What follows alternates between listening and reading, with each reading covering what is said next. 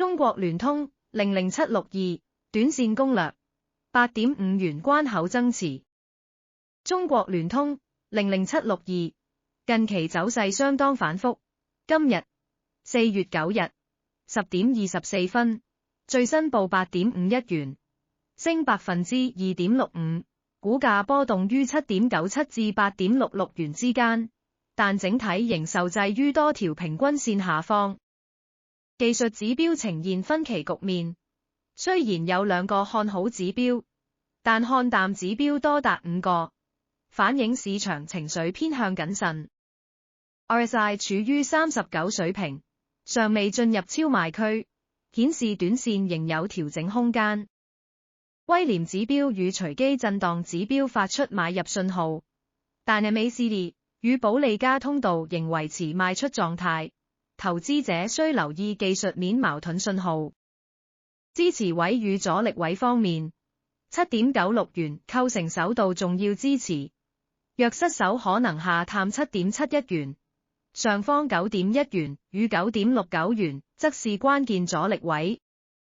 特別值得注意的是，5日振幅高達 15.7%， 成交額達 2.17 億元，顯示市場參與度不足，短線操作空間充裕。有投資者認為聯通是現市況下的避險選擇，期待能慢慢回升至 9.6 元水平。回顧4月3日的產品表現，墨銀認沽證14207在聯通下跌 8.8% 期間，2日升幅高達 40%， 成功捕捉股價調整帶來的獲利機會。當時有部署這產品的投資者，應該相當滿意表現。對於看好聯通短線反彈的投資者，目前有幾種策略可考慮。